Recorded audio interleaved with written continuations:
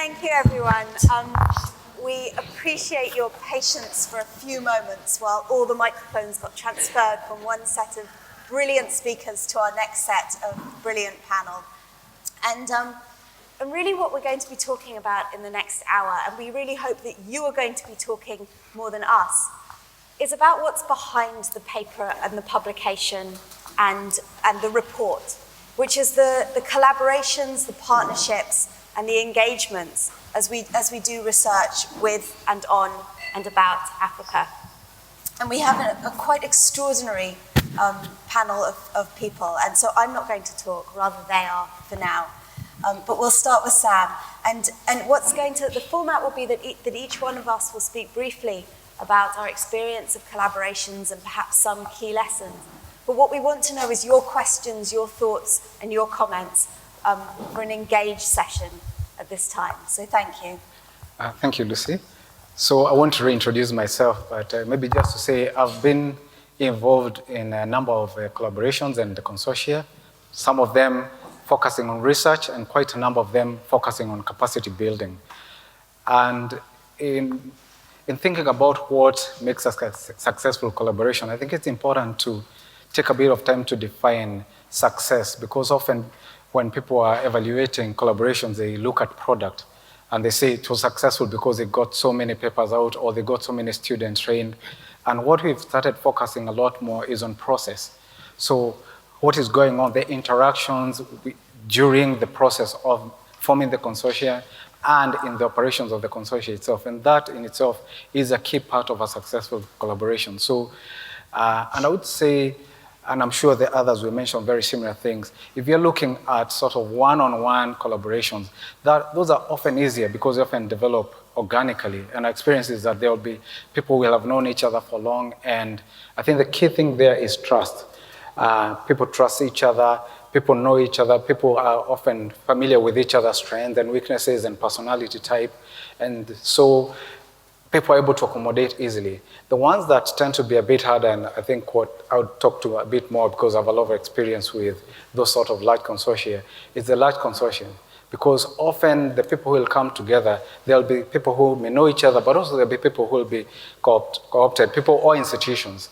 And what we have found there, the really key thing is first, there has to be clarity of expectations. So it should be clear what all partners expect from the collaboration. And you can make an assumption that just because you have a title, everybody is expecting the same thing. And then the second part will be clarity of how benefits will be shared. And the third is how you will operate. Again, you can make an assumption because you have a secretariat, it's obvious. But you may find, especially because the larger you are, the more likely that you'll have different consortia, partners with different resources, power. And this is not just North-South. Even within South itself, there'll be bigger partners and less resource partners. And you have to be very aware of the dynamics that may appear there, the tensions that may start arising because of that. And so for me, I think the leadership, the management, especially when we're talking with regard to large consortia, has to be really aware of all the different diversity aspects that may start creating tensions, and that has to be dealt with continuously, and also be very ready to learn, to keep learning and picking up new things that are coming up as they continue operating together. Yeah, I think at the beginning. Thank you. And next we'll hear from Neo. Sure. Good afternoon, everybody. It's really a pleasure to be here. And I have to say and congratulate the organizers. This is, as somebody who's in public health research at Headington in population health department, but with a lot of interest in interdisciplinary research, I think this is a wonderful forum to cultivate collaboration. So I appreciate being here. So I am from Botswana. I am a physician and public health researcher by training. I trained at Harvard and worked for almost 10 years in Rwanda and Botswana before transitioning last year to Oxford. My research interest is in understanding the determinants or the causes of non-communicable diseases, which includes heart disease, cancers, but also, as importantly, designing and scaling up innovative healthcare solutions to make sure that access and quality care for these conditions is available, particularly for rural, poor populations in African countries. I guess I come to this conversation having partaken in collaborations in different flavors, if you will.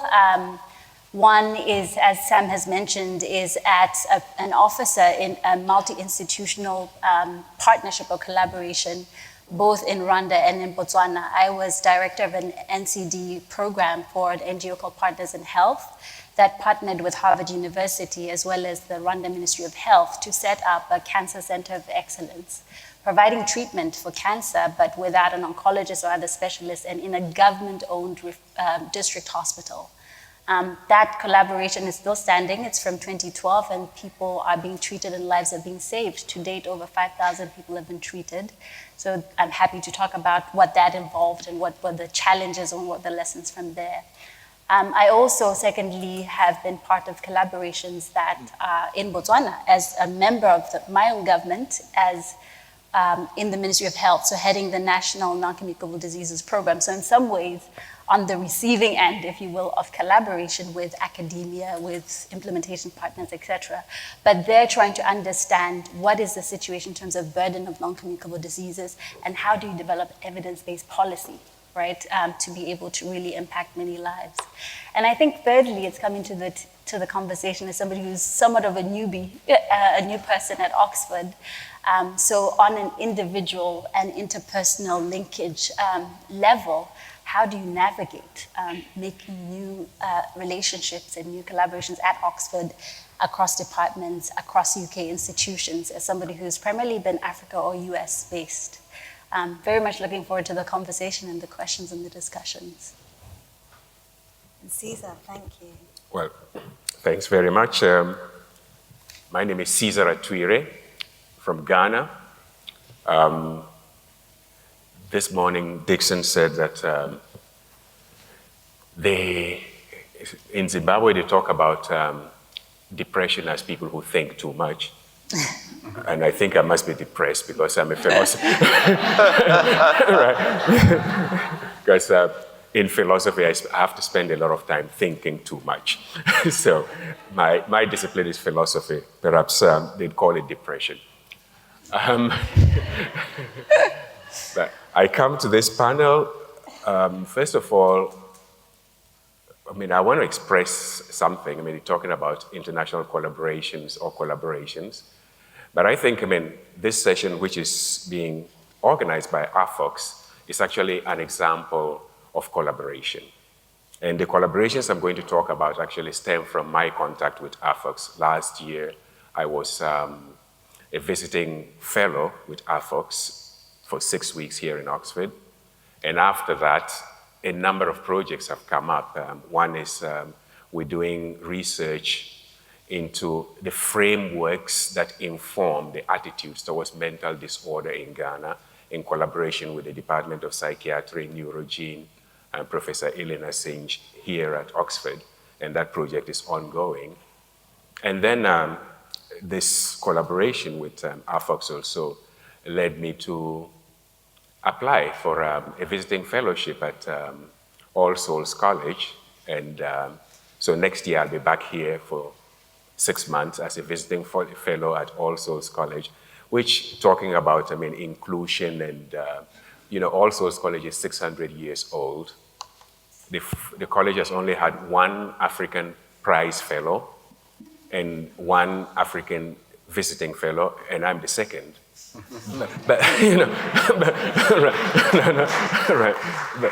But I think, without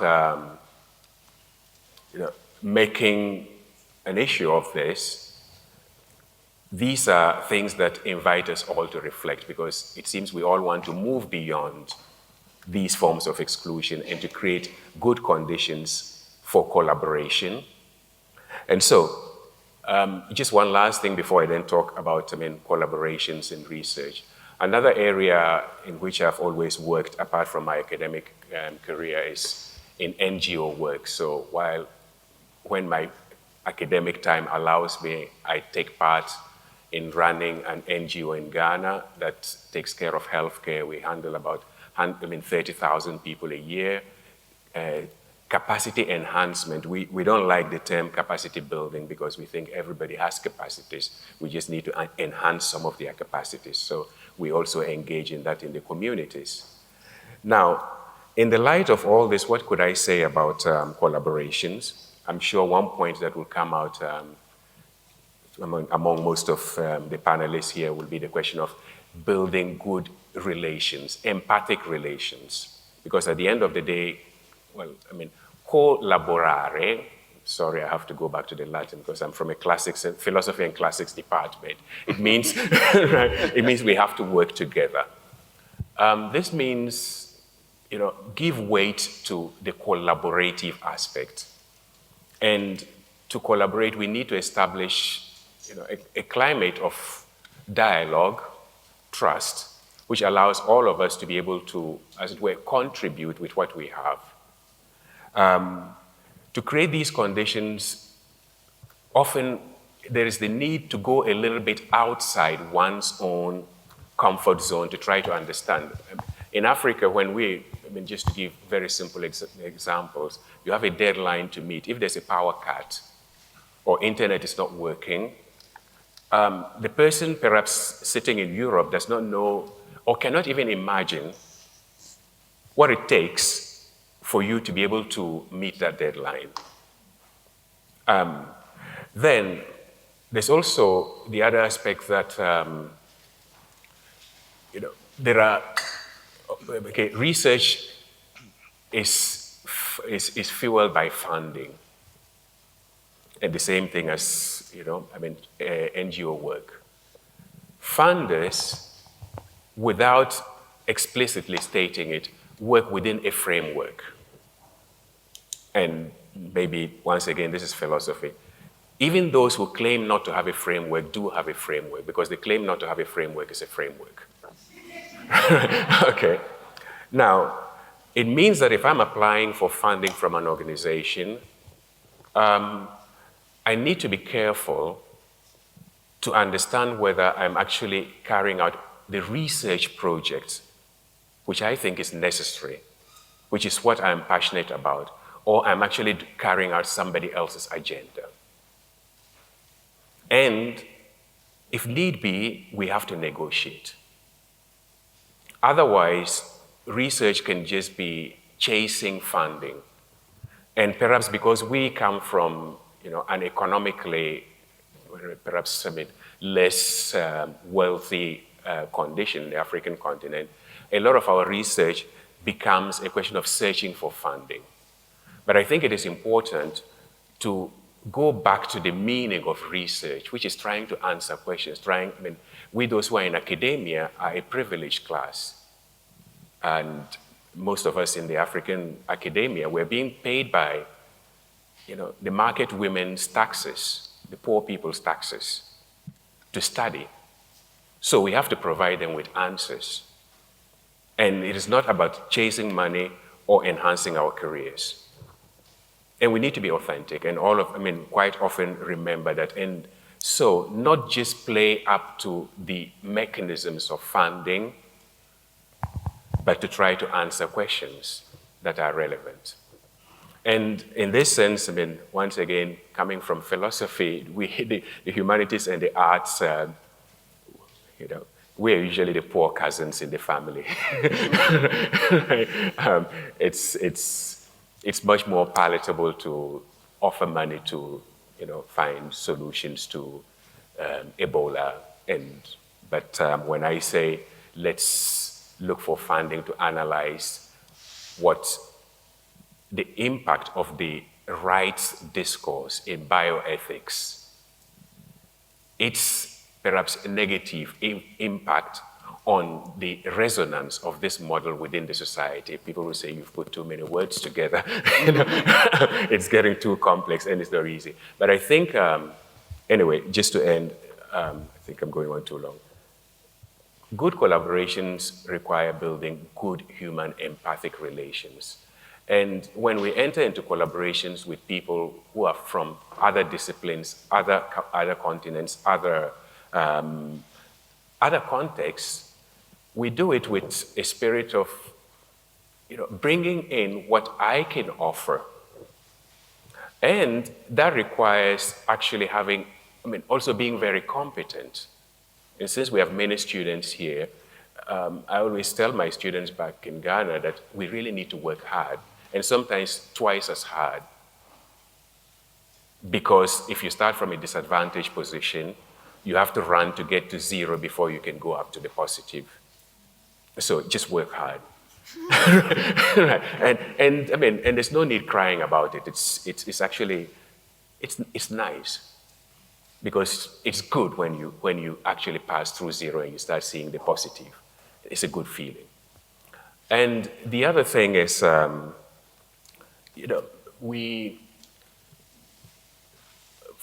let's say from an African end, and perhaps I'll just end here because I'm going on too long, our research should be about solving our problems, but let us also remember that the world outside Africa has problems. And even our research could help solve problems from in other parts of the world. We are not only there to be helped, we can help. And we have to shout, because perhaps the world is not used to receiving help from Africa. But we have to shout, oh, we're here. Don't worry, we can also help, even if it is with something little. And that should give us confidence. So let's not shy away. Let's, it's a beautiful task. And we can, I think there is a great future for research and a great future for African contribution on the world platform. Thank you. Yeah.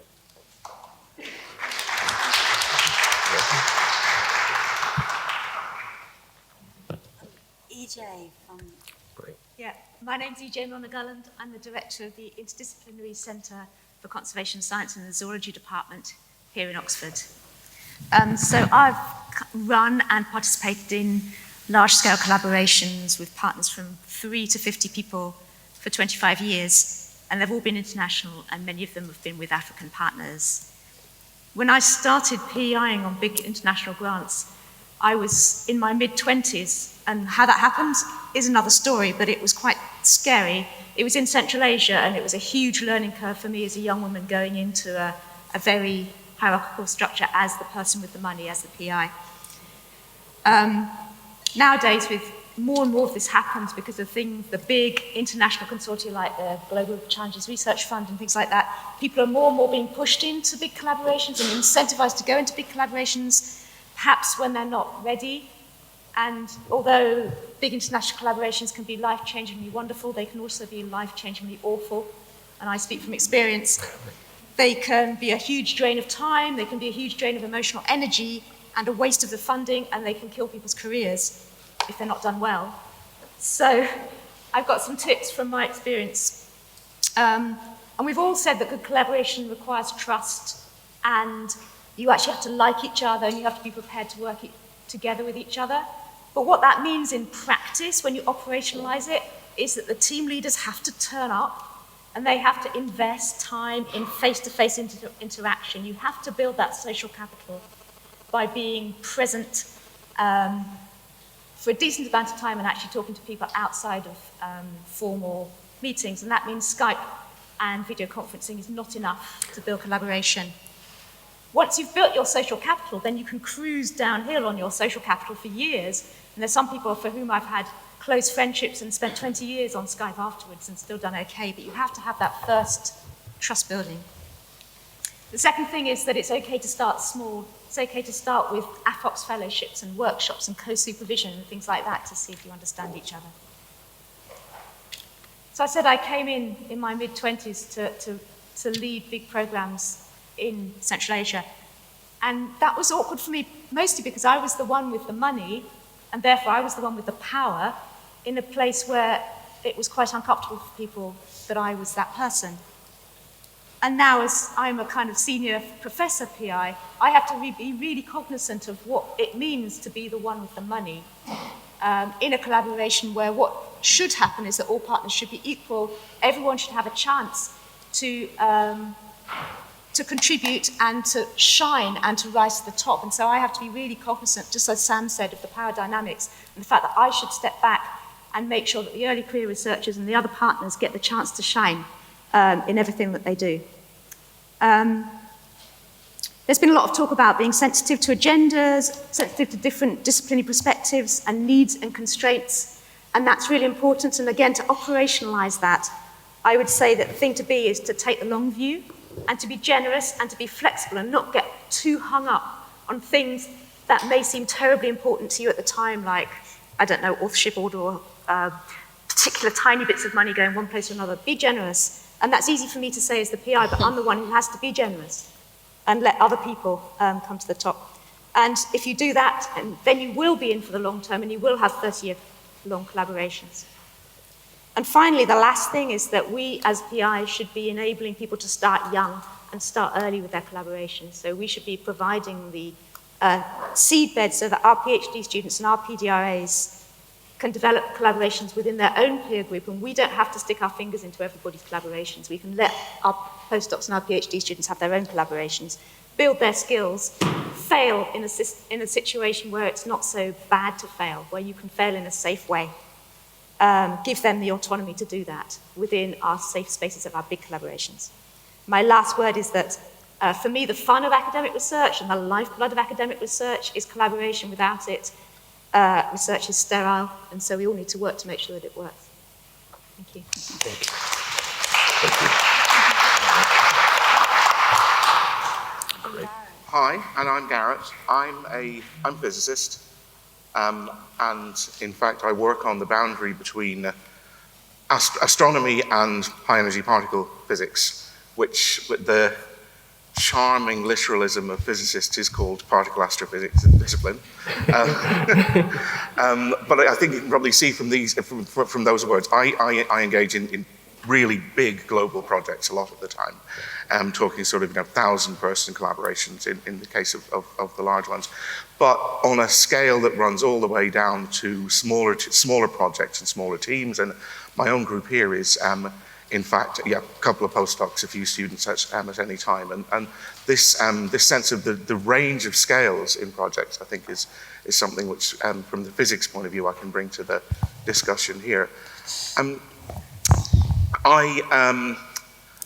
from Ireland originally. I'm lucky enough, and I'll talk about luck later. There's a very important point to make about luck. In fact, I'll just say it now. Successful people towards the end are at successful points in their careers. They get very, very good at reverse engineering their autobiography to point out their genius rather than the good luck that they had. Right. So always remember that. But my connections with Africa have developed purely through my astronomy and physics connections. I work a lot with the very large project based in South Africa, the Square Kilometre Array. This is the next generation big radio astronomy project. And then I'm a larger player in a smaller project, which is the Big Gamma Ray Observatory in Namibia. In fact, now I hold a visiting professorship at the University of Namibia and do a lot of capacity building work there because the thing we're doing here really is we're using the natural resources, which is in this case, in the case of Namibia, it's the beautiful clear skies. And in that sense, doing science is a capacity building project, almost in and of itself. It's hard to avoid a little sense that when you're doing big science like this, coming in with a sort of a slightly arrogant statement that trickle down will happen, and by doing big science, therefore, that automatically, and you've got to be very, very careful about holding that point of view. Even when you're doing big science, things are bottom up, and it's the small collaborations that become the basis of larger things. I suppose it's not a great secret to say, probably like many middle-aged academics, I was a Trotskyite when I was a teenager, and I definitely take the view that you build things from the bottom up, regardless of later political points of view. And then to bring my particular physicist's lens onto this common theme that a lot of people have said, though, the thing about physics amongst the sciences, I suppose, is it is the one where measurement is absolutely central. The distinction between theory and experiment is often emphasized, and it's certainly important in the popular view of how physics is done. But really what you do in physics is you measure stuff, and then you make a prediction, and then you measure, and you see is your prediction fit your measurement. And so this concept of measurement is so important. And even deeply in the philosophy of quantum mechanics, the very concept of what a measurement is on the quantum scale is very, very central to physics. And I have interesting discussions many times with friends in the humanities about this precise concept, because there's a corollary, which is that if measurement is so important to you and it's your vocation, you therefore know what cannot be measured. And the things that cannot be measured those are the things that are so important in collaboration. The things that exist in the space between people that you can't touch, those are vitally important, that all the other panel members have discussed already. And certainly as a younger academic, watch out for the bean counters. They will want to count your papers, they will want to count your citations. Don't neglect this totally, it's important, but focus on the interpersonal relationships, focus on the social capital. Those are the things that will carry you onwards, whether you stay in academia or whether you leave. Those are the things that will make a happy life. I think one other point to make just about the idea of collaboration is that, and I don't. If you take this literally, it might sound a little bit pessimistic, but wait for me to get to the punchline. Certainly in science, 99.9% of research is not novel. Genuinely new ideas come once a decade or once a few decades. Certainly in my field of physics, you get one new idea every couple of centuries. Mm-hmm. Most of the advances are made by pairs of people, groups of people, spotting a connection that hasn't been spotted before. And again, it's the network, it's the things existing between the people. That's where so much progress comes from. Okay. Great.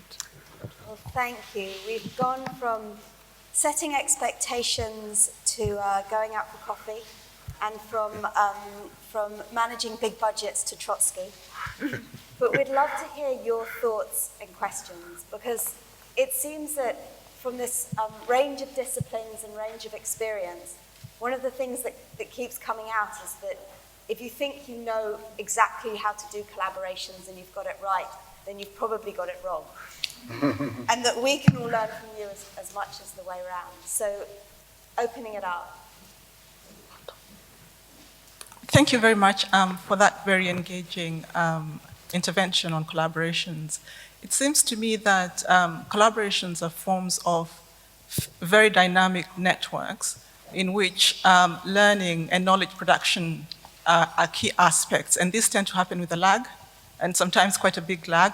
Perhaps in physics it might even take centuries. And on the other hand, it seems to me that it is important that they are dynamic and therefore allowed to evolve pretty much organically, sometimes in surprising ways, and sometimes that might involve them disappearing abruptly, whether because of funding or other reasons, or because actually it's a good thing that they disappear because new ways of doing things have come up and different paths have to be followed. But I did wonder, given the lag in knowledge production and learning, what your thoughts might be on how one might embed sustainability, because I think that's a very important aspect that comes to play if one is really trying to come up with something that can actually make a difference to the world. Thank you. And we'll take that question, and then we'll take 2 or 3 more questions in the next round. Do any one of us want to talk a bit about sustainability? I can speak to that. So, I think it's a very good question, and something that is not thought of enough, particularly at the very early stages of a collaboration, even if it's one person to another. And I think it's related to what my colleague has said regarding having a long view. And I think it's relevant to small collaborations on developing a paper, and just as relevant to big multi-institution partnerships. So 2 examples come to mind from my own experience. One is the Butera Cancer Center of Excellence. I think that from the very beginning, this was in 2012, this is in Rwanda, the center that's providing cancer treatment for rural poor population. And it's a partnership of academia, Ministry of Health, and NGO. From the very beginning, you are thinking about how you're going to fundraise, but I think that's talked about all the time with sustainability. But a key recipe to sustainability is human capital. And by that, I mean people who are on the ground, who are being capacitated and empowered and engaged, and sometimes often called champions. But at Butera, we have, for example, at the time, there was an internist and a pediatrician, so generalist doctors who were not skilled in cancer care, and they got trained in clinical skills, but also in management. And not only that, the Ministry of Health planned on a pool of Rwandan students who were undergraduates at the time to go and become oncologists, radiologists, and other specialists who are feeders to oncology treatment. So there was investment both on-site and in terms of program development, but also clinical and research expertise. I think the other is partnership with ministries of health or structures that are part of the government that have longevity, if you will. And so the partnership between Partners in Health and Ministry of Health has been since 2005 and is still ongoing. The services that are being delivered within the framework of a government hospital by government-employed employees. So I think that's very important for legitimacy, but also continuation. If funding does end, it is a struggle, but there is a structure, if you will, to continue the services or modify in response to resources that are available. And I think that it does go back as well to personal relationships. If you look at the leadership of institutions or collaborations that have lasted a long time, at the seed of them and what is seeding and nourishing those relationships is, or that success is the personal relationships that take place. So in Rwanda, the former Minister of Health, Dr. Agnes Pinyanwahu, and the founder of the NGO met at an HIV conference a couple of years, maybe 2001, and just chatted. They struck a connection, but they continued to know each other and discuss the needs in healthcare in Rwanda. And that relationship has really solidified over time, and it's continued to help with when you don't get funding, when you have challenges that come up. But it also has helped to communicate and advocate needs that evolve. So initially the NGO's focus was HIV because that was a need at the time. Right now, and it was cancer because you were seeing a lot of cancer patients coming. So right now it's evolving actually to be broader and address service needs in cancer and hypertension, but in universal healthcare coverage, so much broader than HIV in response to the needs that evolved over the last 10, 12 years. So I think in conclusion, my take is that it's important to, yes, think about funding and broadening the funding mechanisms, but it's human capacity and developing champions who then become leaders. The country director for the NGO now is a Rwandan who started out as a medical officer who was an intern when the project started. There's a pool of 4 oncologists who have come out from the internship at the hospital who are now oncologists, and my bet is on one of them becoming the next Minister of Health in Rwanda. So I really think investing in humans as champions and people who will lead for the long term and government structures is key to sustainability. We'll take 3 questions this time. Great, thanks so much. It's so great to hear perspectives from so many different people on this. So I want to talk about something that's sort of been touched on, which is the unequal power relations that center on unequal access to research funding within collaborations. So within the political economy of getting research in Africa funded, there are multiple systemic processes that reproduce these inequalities between northern and southern researchers. Research funding for projects in Africa continues to be controlled by Western institutions, and the research agendas are controlled by Western funders. So my question is, in your work, how do you approach these dynamics, and do you see any kind of shift away from this? Caesar has thoughts on this. Let's take another couple. It's a great question.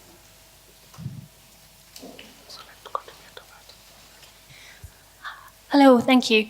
I was wondering how you would approach research collaborations that by necessity involve the national government organisations in places where the government can have a lot of flux and change.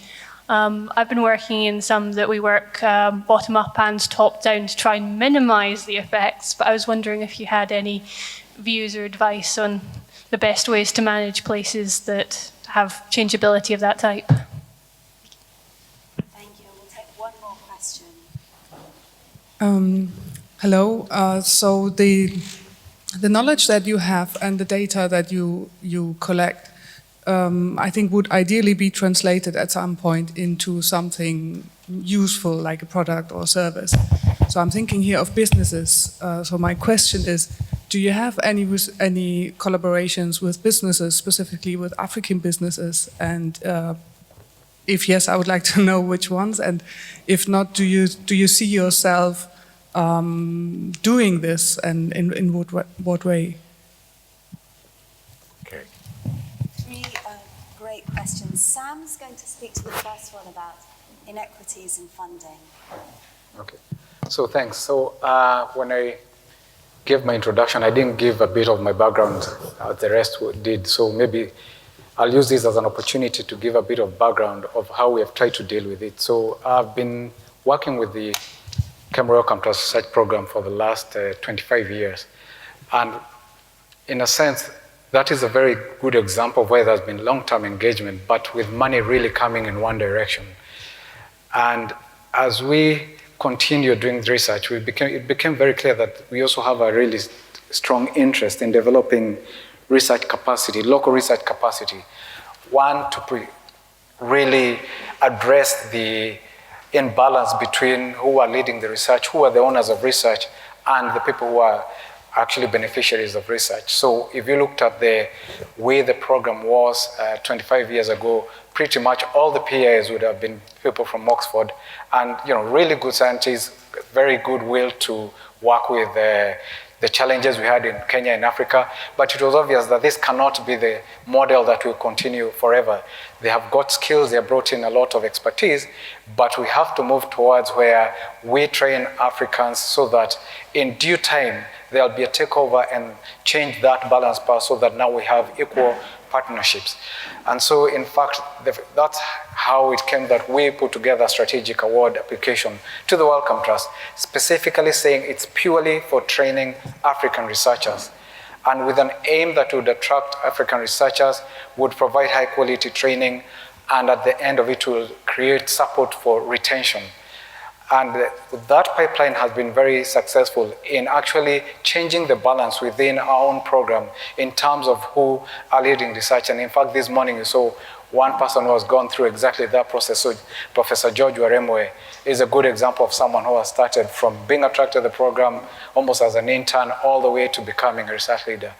And initially we were focusing within our own program, but from sort of to it, we started conversations with the Wellcome Trust and with other funders. And when I say we, it was with Kevin, who just like George was my supervisor and taught me the same bad habits. I always say we had very good supervisory meetings with Kevin every week, once a year. So, no, but he was a great supervisor all the same. But we started the conversation of how do we shift the gravity, and by shifting the center of gravity for research, it's not just about training more researchers, it's also even the way the funding is managed. It's being managed somewhere in the north, but somehow being trickled down to African programs. And how do we say, fine, thank you, Wellcome Trust, but actually you give us the money, we decide who we want to collaborate. So we want to reverse the way this is operating. And that's how the narrative began changing. And the first one, large-scale kind of project or initiative that the Wellcome Trust and DFID got involved in was what was called the African Initiative, the African Institutions Initiative, which was a set of consortia that were built around African institutions coming together and deciding who they want to collaborate with, controlling the money, and then inviting northern partners to be part partners. And so reversing and saying, sorry, Oxford, you can't join us. We collaborate with the London School. I must say, I'm part of NDM, so Oxford is my home, so I would be saying that to London School rather than Oxford. Anyway, but the point is that this was the first time really we had that sort of setup. And that is what then gave birth to the next round of funding, again, the Wellcome Trust and DFID. And now we went further than just saying, you control the money, give it to us, to the consortia, and we'll choose. We said, give the money to Africa, give everything you have, the whole pot. Let it be managed in Africa. Let the process of choosing the consortia and the initiatives that are going to be funded be done by Africa. And what happened there is that we were looking for who are the voices in Africa, who are the respected platforms that we can use. And obviously, the African Academy of Sciences is clearly the prime platform if you're looking at a scientific platform that can drive the conversation in Africa. And so it happened that the money then went to the African Academy of Sciences on a platform called AESA. And what has happened, because of that first move, a lot of other funders are now bringing money to Africa. So Grand Challenges, Gates Foundation, there are a whole lot of other people who are now saying, we will bring money to Africa, we'll bring money to the African Academy of Sciences, and from the academy, the academy will decide how they want to use the money. But the key point there was that there was strong will and leadership to really convince the funders to take up this activity of reversing the narrative and reversing how funding and how the power structures. In parallel, we have been engaging with our own governments and really trying to convince them that they need to put the money, because at the end of the day, whoever pays the piper is, how they say, calls a tune. And to an extent, we can make a lot of noise, but we are still vulnerable because it's someone else's money. And when it's someone else's money, then they do nonetheless have a certain right to dictate and demand how they want it done. And so our next push is really to get our own governments, and we have collaborated with the African Union. They have really taken on the idea to get our own government to put in substantial amounts so that you start addressing the equity within those collaborations. So those are just examples. I'm sure there are many other ways that we can keep pushing for the equity agenda, but I think the issue of who is paying the funding, who is controlling the money, who is controlling the research agenda, and who is inviting who into a collaboration is really important. Oxford has now been fired by Sam. Right. But we'll move on. We had the next question, which was about working with government in contexts in which government was unstable. And Cesar wanted to speak to that, and perhaps you for a moment as well. Okay. On the previous question, just briefly as well, if I may say something there, I think it's the inequality in the power structure will continue for some time. It's not going to end now because, as Sam said, the African governments are still not putting enough money into research, and they will not do it tomorrow. They may do it the day after tomorrow. The funders are still calling the shots, but efforts like what they're trying to do at KEMRI, and I know in West Africa, the University of Ghana and some other groups have also done something similar, even with the Andrew Mellon Foundation and some other bodies. They're trying to work. But yes, there is a dialogue going on to shift this. And what I would encourage and really say is that we're lucky to have, let's say, advocates for the African, for equity, even within the power structures, like people like Kevin and other people who are within, let's say, they're Africans, but they're also within the Western decision-making bodies. We need to multiply those so that they can make the voice heard, so that there will be more equity. But coming back to the government changes, I think that also drives us back to the whole question of the social capital. The social capital, I think, it's been mentioned here quite a bit. We need to look at it perhaps on two levels. I think as part of our academic career, we need to keep building the social capital, not even on specific projects, but just creating good relations with good people, even if there's no specific project to work on. And I think some of the things we heard this morning from Dixon about telling your story and all that, they're all part of that. What, at the end of the day, works, we all know that institutions are important, they guarantee sustainability and all that. but within the institutions, there are human beings. And in situations where there's a high level of institutional dysfunctionality, it is important to know the people who are in there to get things to work. And so, in our various fields, reaching out to other people, and it's not an instrumental interest, it is a genuine human interest. Somebody may be working in the government office in the Ministry of Health. I don't have a particular project, but if I see that this person is a good person who is also interested in working well, it's good to build a relationship. Tomorrow it might be useful, especially in a situation of institutional dysfunctionality. Well, thank you. We've got a last question which was about business and engagement with industry and business. And I wondered if anyone on the panel, no one caught my eye and nodded. Business? I don't have extensive experience with collaborating with business, but I will give two examples. One is, again, going back to the Cancer Center, the biggest donor at the beginning was a race car driver, Jeff Gordon. Of all the funders, it was an individual who had a foundation whose son was affected by cancer and so contributed to this.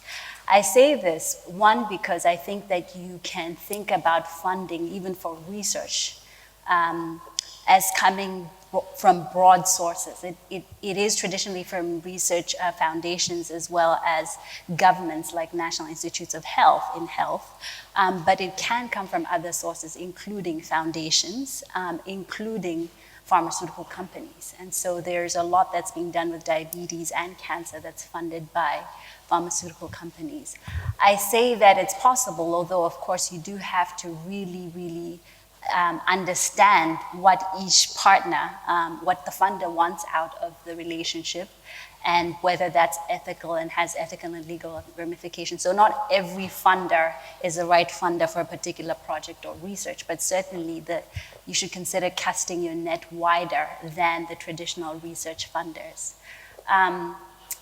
I will also say, I think that the question raised in my mind, the idea that research collaborations are not just about researchers coming together, right? There's a whole landscape of stakeholders who are important to making sure that what you do study, what you do discover, actually reaches its maximum potential in terms of impact, right? So as the Ministry of Health policymakers, it's as an academic at Oxford, African or not, there are academics in Botswana, for example. So you do have to recognize your identity, if you will, for example, myself as a Botswana investigator, and needing to recognize stakeholders and collaborators and build relationships with colleagues at universities in Botswana and what they bring to the table. There's also the clinicians and people who are actually delivering healthcare services that will be impacted by what you study.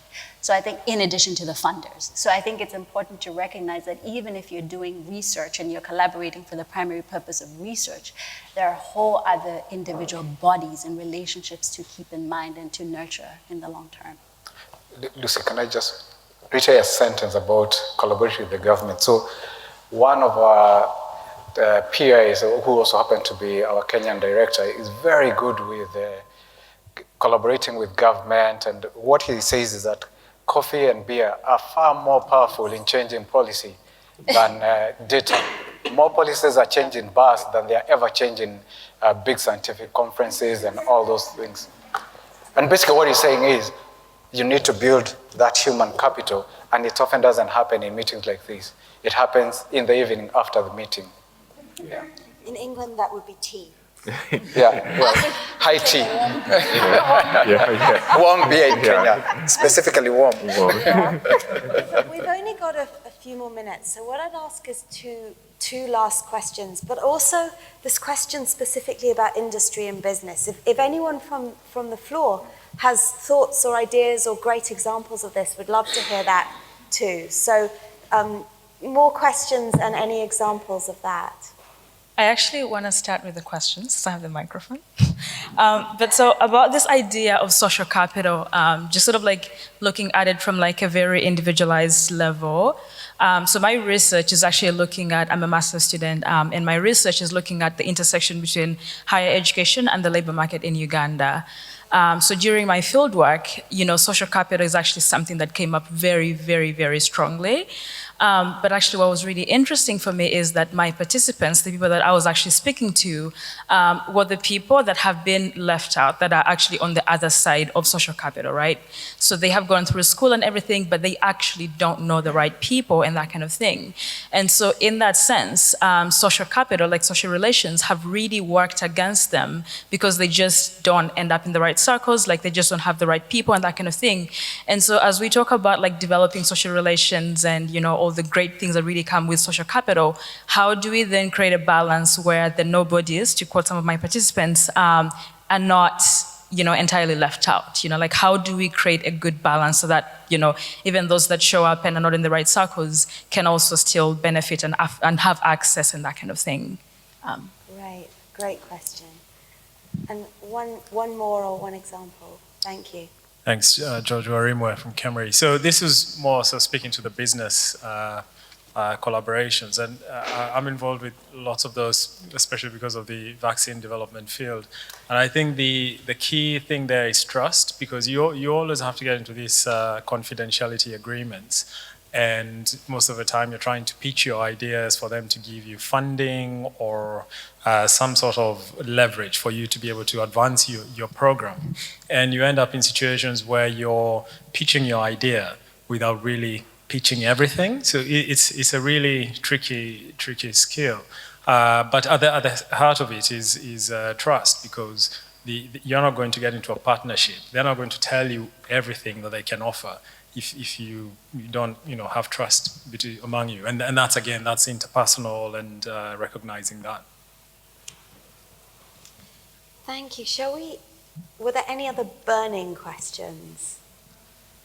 I think there was a burning question. We'll prioritize you.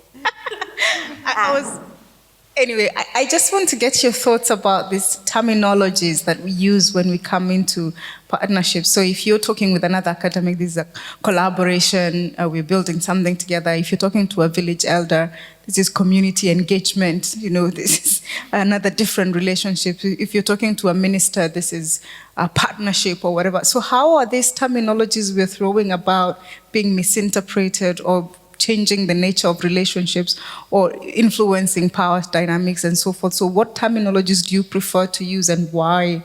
And how do those change depending on who you're talking to? So protecting the nobodies and terminologies, and Garret and EJ haven't had a chance to answer questions that you don't have to. Well, the simple but not very useful, I suppose, answer to the first point about collaborations from my field is a collaboration is actually a very formal term, and it's a group of institutes or a group of scientists bound by an MOU, and it's actually quite legal. And I definitely take the point that the language shapes the way one thinks about these things. So collaborating in the sense of working together for a well-defined goal or more loosely, it depends on the context. And one learns by making mistakes, always one learns by making mistakes.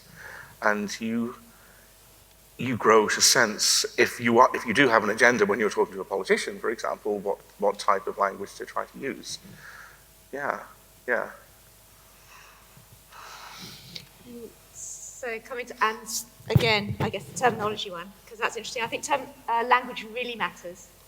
And you really have to think about language, and the way to make sure that you're sensitive to language is to listen to people from other disciplines, particularly from the social sciences and the humanities, when they tell you that what you're saying is inappropriate. And they might tell you it in a very subtle way, but to actually have that humility to understand. And actually, I'm going to use this as an excuse to go back to a question that's about 5 questions ago, which is about, because in one of the things that I do, I sit on a UK government panel that awards quite large projects in the development environment space.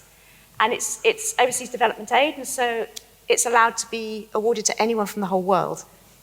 When it was originally just UK people. When it was opened up, the idea was that people from Africa, Asia, all these other places in the world would write grants, become PIs, and have the power and be the ones running the projects.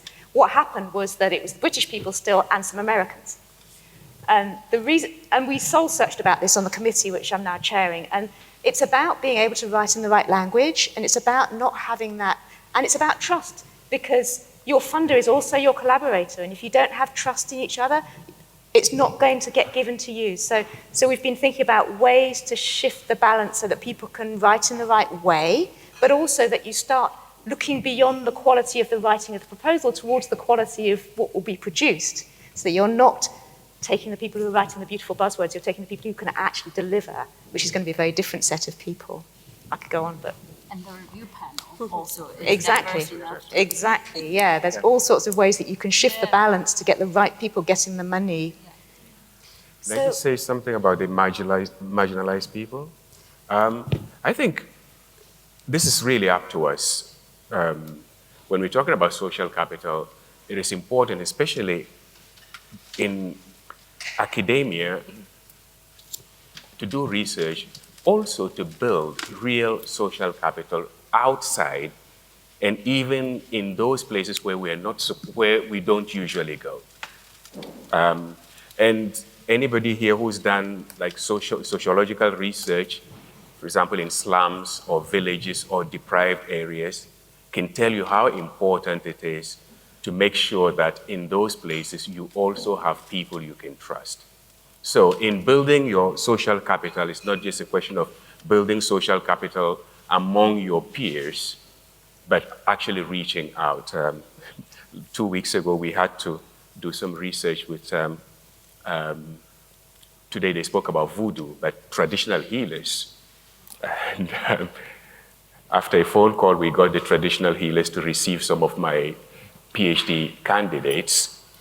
And halfway through the session, they called me and they were all scared, right? Because the university world does not usually reach out to those places. But to understand certain frameworks, we need to reach out. So I think, the social capital needs to be wider. Yeah. So we're going to end, before Kevin tells us about our last speaker, we're going to end with a sentence from each one of us. My old tutor told me a sentence is what you can say in a breath. So, deep breaths, and we'll just finish with one set of thoughts about what makes a successful collaboration. I think I would say trust and clarity of expectations, purpose, and sharing of benefits. Thank you. And Neo? I would have to emphasize the real human personal connection, which folds in trust, respect, and liking each other. And I would say that if you don't get that sense in the initial phases, try somewhere else, honestly, because it might cost you a lot. And then I would also say that think about collaboration for the long haul. You'll have ups and downs, but think about what you want to achieve over the long term, and that will really sustain you through the challenges that will help keep your eye on the prize, if you will, and inspire you every day. Thank you. See, there were 4 breaths in there. Okay. She does. So I would say build friendship. And remember, a true friendship means pursuing the good together. Because even when 2 thieves become friends, they don't steal from each other. Right.